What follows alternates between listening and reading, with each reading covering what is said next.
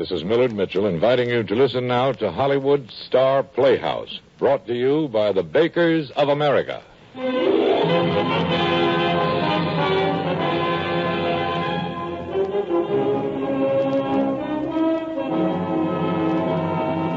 Hollywood Star Playhouse. 30 minutes of mystery, thrill, stay in, by Hollywood's finest writers featuring Hollywood's top stars.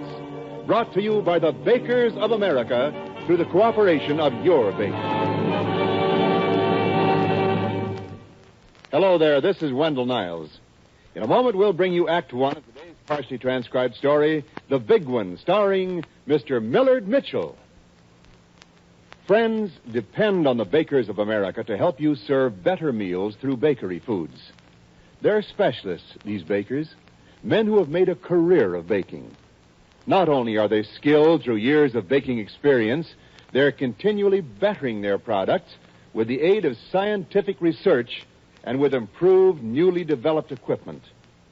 The Bakers of America have gone to great lengths to meet your demands for fine, wholesome bakery foods. They have set up hundreds of baking plants throughout the nation where they employ large-scale methods of baking. They have developed fast, modern means of distribution so that you may buy this bread fresh each shopping day. These are the Bakers of America, the men who supply the 40 million loaves of bread we Americans eat every day, the men who prepare a wide assortment of other delicious bakery foods for your mealtime pleasure. Yes, for variety, convenience, economy, for nutritious good eating, you can depend on the Bakers of America to help you serve better meals through bakery foods. And now, Act One of The Big One, starring Mr. Millard Mitchell. One roast beef sandwich, coffee black. Friends, may I have your indulgence for just a moment? I take pleasure in presenting the one and only, the magnificent Donovan, mentalist extraordinary. Mind reader and purveyor of fun, magic, and mystery. Disciple of the tarot, instructed in this dark art by the forgotten gypsies of Sir Baloo on the night of the Red Tempest. I now stand before you ready to reveal the secrets which lodge in the darkest recesses of the subconscious. And the cost?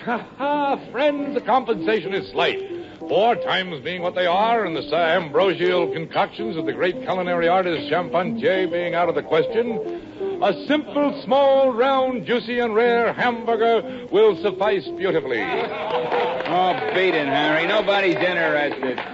Hold! There in the corner booth, I see a young man. He sits alone, dissatisfied, dejected.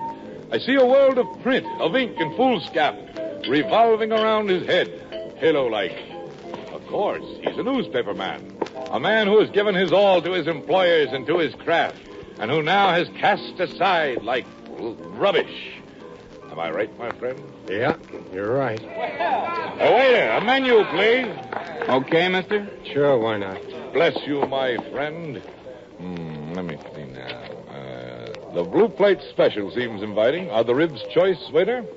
So-so. Splendid. The blue plate special it is. Right. One blue plate. Hey, how'd you know I was a newspaper man, that I've been canned? A practiced eye plus a bit of luck is all it takes. An Alpha Delta signet ring, so you're a journalist. That woozy look in your eyes, plus a thick black coffee you're sipping, speaks of trouble. And what makes a young, energetic newspaper man go off the deep end? Either trouble at home or trouble at the factory. Now you don't look married, therefore... Yeah, seems simple enough. Hey, tell me, a guy with your nimble brain, how'd you ever end up like this? Begging for scraps. My friend, the answer would necessitate my telling you a story so utterly fantastic that you'd never believe it. No one ever does. Well, try me. As you wish. Tell me, did you ever hear of the gypsy switch? You mean that carnival gimmick with the shells? I'm talking about the big switch, the gypsy switch, the Ocanavora.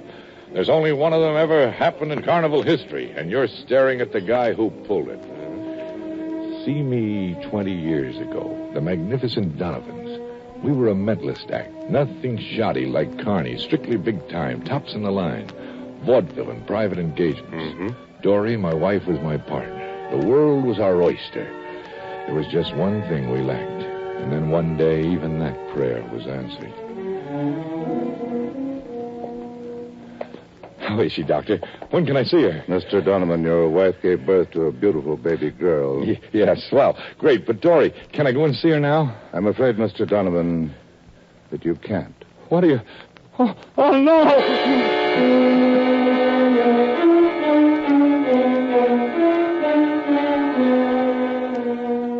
Dory was gone, and I blamed the kid for it. I drew all the savings we had out of the bank and carried my daughter straight from the hospital to an orphan home up in the country. When I got there, the reception hall was deserted, so I just left her there. And 8 years melted away like ice in a furnace. The carnivals got me then, and for all I cared, they could have me. On this particular night, I found myself head talker in a cheap tent show down south. Yeah, my friend, I'd left the mentalist routine back with Dory. I wouldn't have anything to do with it. But I never could quite forget that little bundle I'd left in the orphan home. 8 years had left all the bad blood out of me, and I began wondering about her.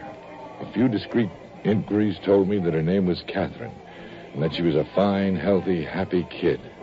My mind was filled with her, and plans for a big reunion occupied all my thoughts.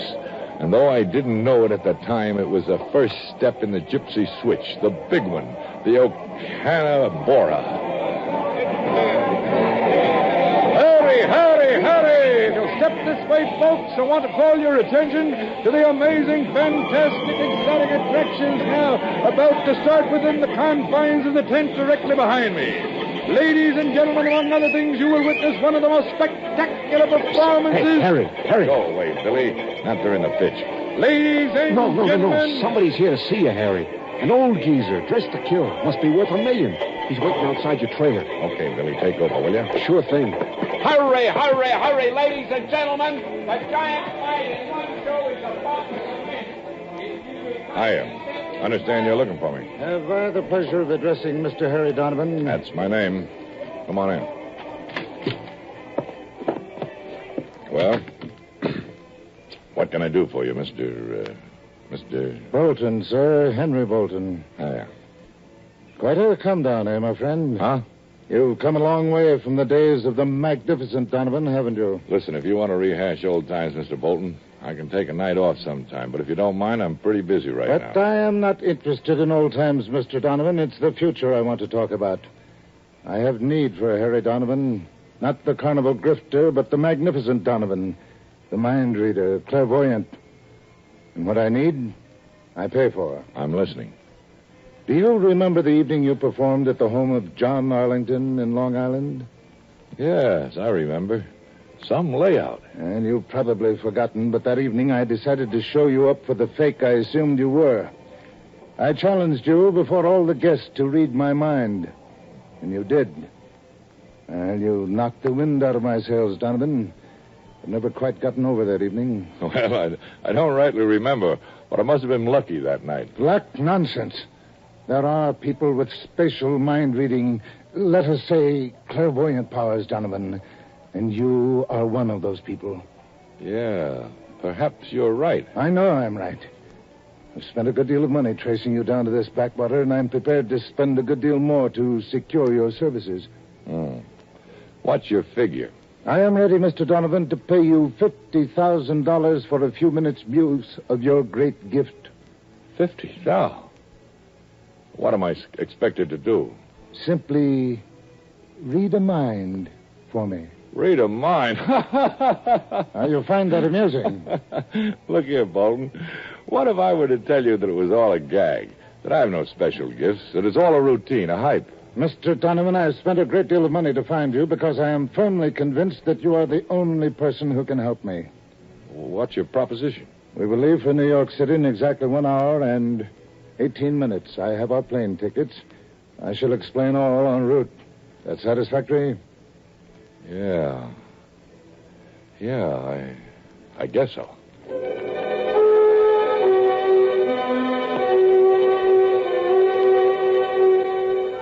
2 hours later, Bolton and I were winging our way to the City of Lights, and me with my mouth wide open, listening to one of the craziest deals I ever heard in my life. You no doubt are familiar with the names Gerald Reisling and Cynthia Reisling. No, can't say that I am. Oh, good Lord, man. There was enough about them in the newspapers 8 years ago. 8 years ago, I was pretty much out of touch with things. I'll give you the picture briefly.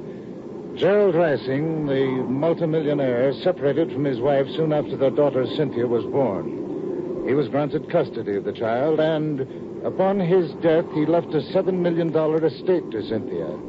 I was appointed executor of the estate and legal guardian of the child. You mean he didn't leave a cent to his wife? Mildred received nothing. At Gerald's death, Cynthia was approximately 4 months old. Now, immediately after the funeral, Cynthia Reisling was kidnapped from her crib. Kidnapped? Yes, and Mildred vanished at the same time. Now, there's never been any doubt in my mind, or in the police's for that matter, that Mildred had kidnapped her own child. No expense was spared trying to trace them, but they were never found. But didn't the police... No. They followed down many leads, but all of them proved false. They still carry the case on the books as unsolved, but they haven't had a man on it for years. They gave up? Yes. But I didn't. You found them? No, not them, Mr. Donovan. Her. We have located Mildred, the mother. And where's the child? That is where you come in. Me? Yes. Detectives have traced Mildred to the charity ward of a New York hospital. She's dying. She can neither speak nor hear. And you expect me to... Exactly, Donovan. There is no doubt that she knows where Cynthia is. I want you to read her mind and secure the address. Well, there it was. I'd never get Bolton to believe that I couldn't do it, so I had to figure out a way to get this woman who was close to death, who couldn't talk and couldn't hear, to give me information that she didn't want to give me. Simply, relentlessly, the pieces were falling into place for the biggest gypsy switch of all times. The Okanabora, the big one that conmen and grifters from Maine to Maine only dream about once in their lifetime, was actually going to happen to me. And I wish to heaven it never had.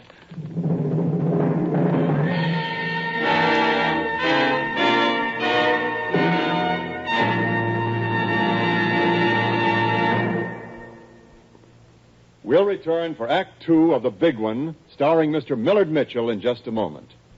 But first, let's listen in on a scene at their Randolph home a few doors down the block. Tommy has just come in for lunch. Hi there, football player. Good game this morning? It was okay, I guess. Well, why so glum? Did you lose? Nah, we won. 20-0. Well, for their star halfback, you don't seem very happy about it. I'm not their halfback anymore. I didn't even play. What happened, for goodness sake? You better sit down and eat your lunch and tell me about it. Oh, the coach says I'm slower than the other kids. Says I don't have any pep. I'm not hungry, Mom. Honest. I'm tired. Well, that doesn't sound good coming from a husky teenager, does it? No pep, no appetite, and feeling tired in the middle of the day? But it's true of lots of children and teenage people today. And it's a fact that pound for pound, children burn up far more energy than do adults. To give them extra energy for their work and play, children need plenty of good food. And plenty of the right kind of food. One food that is always right for children is enriched bread. Because bread enriched with essential vitamins and minerals is energy-rich food. You see, bread is more than just one food. It's lots of good foods in one. Flour, milk, shortening, yeast, sugar, and salt are those foods. Foods generous in protein and calcium. And while your children are eating enriched bread, they're getting the wonderful health-giving vitamins of the B complex. Elements your children need every day to help maintain a well-balanced diet. So, help keep your youngsters and your whole family peppy and energetic. Help keep them healthy and strong by serving enriched bread each meal every day. Remember, too, bread supplies lots of food for very little cost. And now, Act Two of The Big One, starring Mr. Millard Mitchell.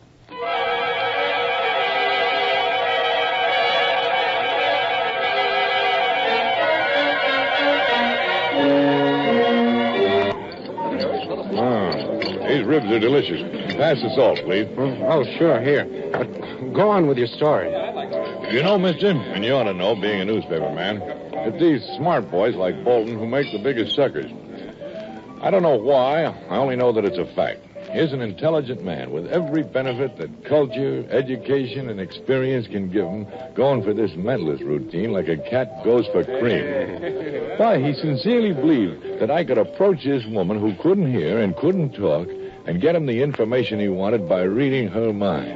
And he was willing to pay me $50,000 to do it. It meant a lot to me then. It meant that Catherine, my kid, and I could be together again. And for that, I was willing to take a crack at anything.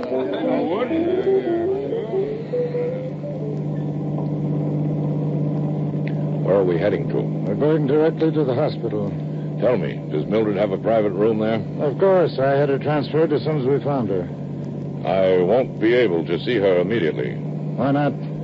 I'm not quite attuned to this latitude. I'll need a few hours of complete solitude away from the subject to get myself mentally acclimated. Oh, well, very well, Donovan. I'll drop you off at my hotel. But remember, time is of the essence. I don't suppose I could have a little advance? Oh, certainly. Here you are. Here's $1,000.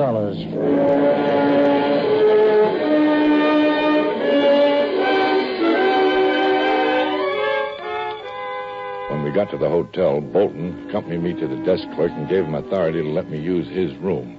Then he left for the hospital, promising to send the rolls for me in 2 hours. I hurried up to his duplex suite, got on the phone, and had room service send up a bellhop on the double. You sent for a bellhop, sir? Look, I want you to do something for me, and it's important that it's done quickly, in less than an hour. Understand? Yes, sir. Good. Here's $100. Now take this pencil and paper and write down what I say. I want you to get me a surgical gown and cap. Gown and cap. A stethoscope. Stethoscope. A pad of paper and a heavy black pencil. Get it? And a heavy black pencil. Yes, sir. Now take cabs or anything you need. Only get that stuff back to me within an hour. Right, sir. And if anyone asks you any questions, you're a dummy, see? And keep the change. Yes, sir.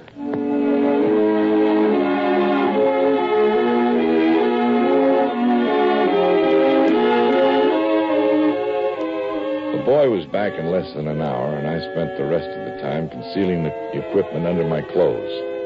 When I got to the hospital, I found Bolton pacing madly outside Mildred's door. Well, Donovan, are you ready? Mr. Bolton, I am now in contact with the rhythms of the Sir Baloo. Huh?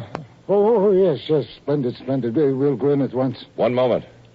I must be with this woman alone. Only alone can I explore the innermost regions of her conscious and subconscious. Oh, very well. How long will it take you? It's hard to say. Perhaps 10 minutes, perhaps an hour. And I am not to be disturbed for anything.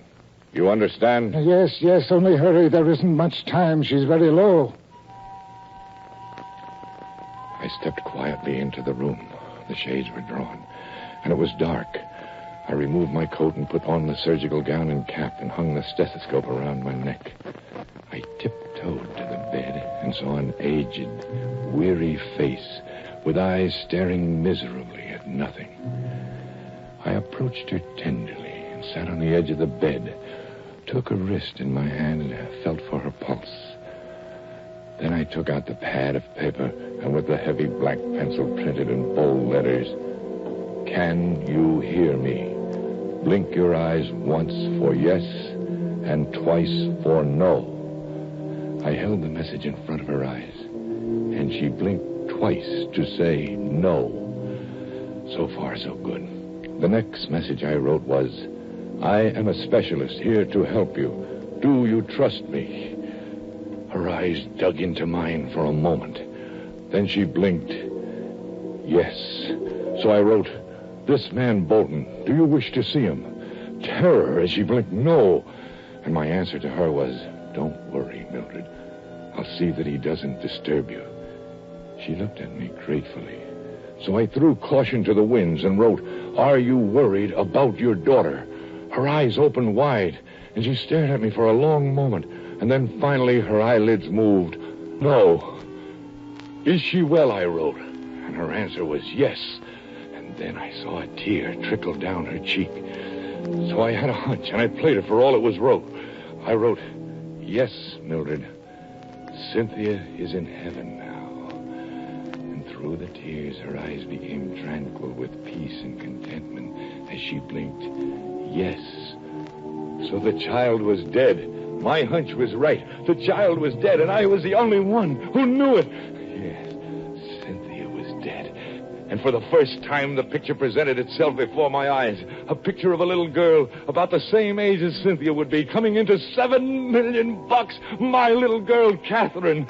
And this was the big one. The one that only the men dream about.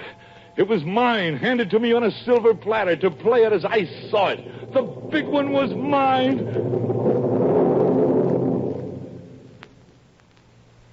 I turned to Mildred. Her eyes were glass, non-seeing. She was dead.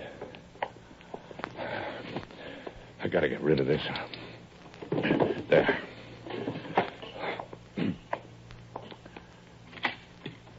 Well, were you successful? Could you get to her before she died? Yes, Bolton. I got what you wanted. Here, down the corridor where we won't be heard. Now, where is the child? Where is she? Good grief, man, start talking. Mr. Bolton, I'll give it to you exactly as I got it. Yes, of course. Go ahead. I saw a field with mountains in the distance. And then I saw a house, large, mansion-like, yes, with many children playing near a brook that ran alongside. Yes. There were men and women, attendants in uniform, playing with the children, and I realized that this was an institution, an orphan's home. That's it. She's in an orphan's home. And when I saw a woman, she looked like Mildred. And the child she singled out was a beautiful, dark-haired, blue-eyed girl called Catherine. Dark hair, blue eyes, Catherine. An assumed name, of course. Seems to check. But where is this orphan's home? I saw a bus passing a highway that skirts the mansion, and its sign carried the legend, Montag, New York. An orphan's home in or about Montag. I'll find it, and I'll find Catherine.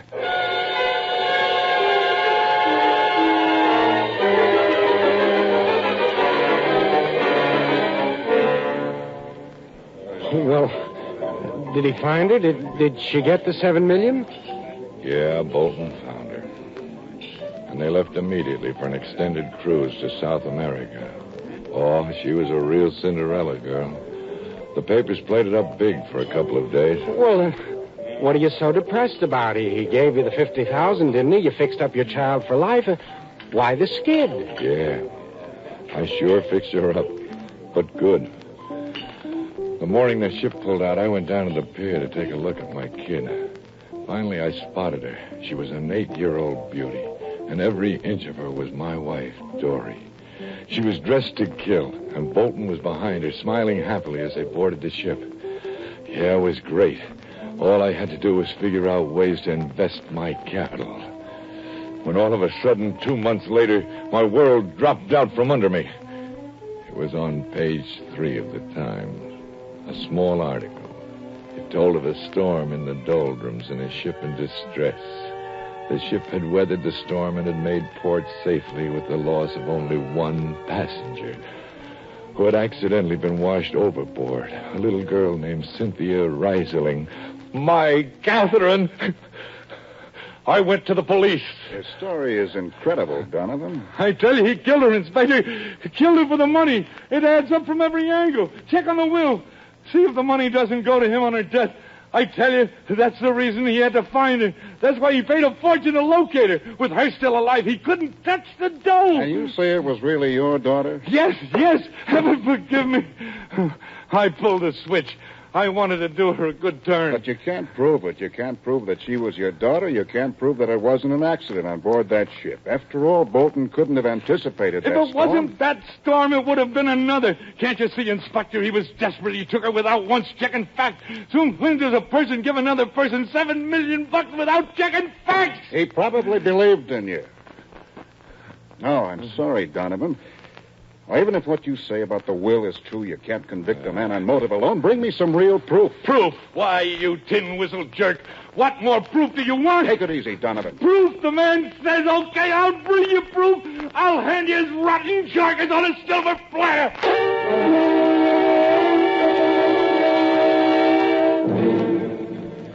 Hey, that's a tough break. Did you ever get anything on Bolton? No. It was my 50 grand against his millions. I used up the dough in no time, hiring detectives to trace down and question every passenger on board that ship. But it was no good. Then one night I went to his house with a gun. That didn't work either. I crashed in and took a couple of shots at him, but only nicked him. I was sent up for assault. I spent the next 10 years on ice. And that, sir, brings us foolishly to the end. Wow. Now, if you'll excuse me, I must be going. Well, how about another cup of coffee? Thank you, no. 5 is my limit. The meal was delicious, and I'm very much obliged to you, sir. Oh, it's nothing at all. Hey, tell me, this guy Bolton, is he still alive? No, he died a natural death 4 years ago. My golly, even though I've been canned, I'm still a newspaper man at heart. Maybe I can do something with this. Why bother? It's all in the past. Well, anyway, here. Maybe you can find some use for this. A fin. Bless you, my friend. Bless you. Son of a gun. Be, wanting anything more? No. That guy Donovan. Yeah, what about him? Well, nothing. Thought I had it bad. Let me see. He had the blue plate special. That'd be the big one. The tearjerker about the kid and the $7 million. Yeah, that... It isn't true? No, I don't know. You paid the price of a blue plate special to hear it. So does everybody else. That's the one they get for the blue plate special. Now, our turkey dinner, well, that's another story. Yeah, but it sounded so legitimate. Who knows? Maybe it is.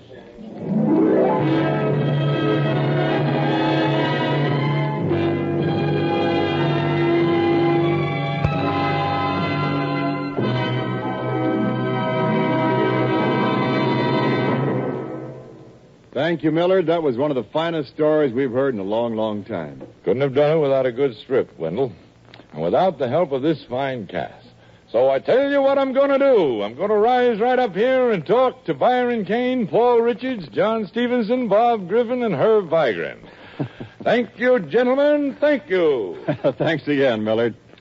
We'll hear from our star of next week's Hollywood Star Playhouse, Lynn Barry, right after our Bakers of America home economist, Miss Helen Reed, offers this suggestion for a hearty breakfast that's quick and easy to fix. Miss Reed? Thank you, Mr. Niles. I don't know of another food served at breakfast that can quite match the appetite appeal of sweet rolls. In the first place, sweet rolls have a goodness all their own. They're delicious, and grown-ups and children love them. Secondly, sweet rolls are so quick and easy. There's nothing to fix. Just start your coffee perking, serve up your fruit, cereal, or bacon and eggs, then set out a plate of sweet rolls.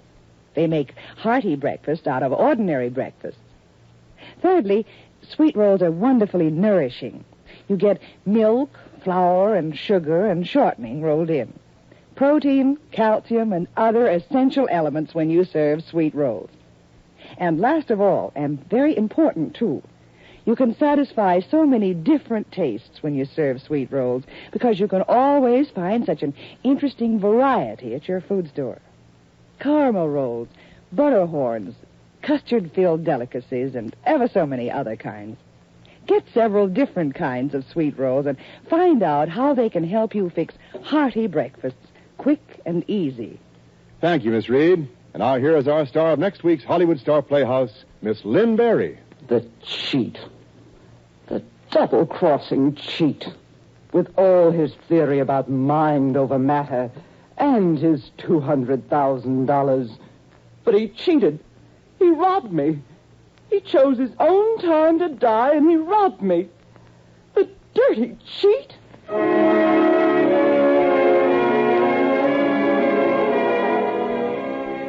Millard Mitchell can soon be seen in the MGM production, The Naked Spur. Tonight's partially transcribed story was written especially for Mr. Mitchell by Frank De Filita.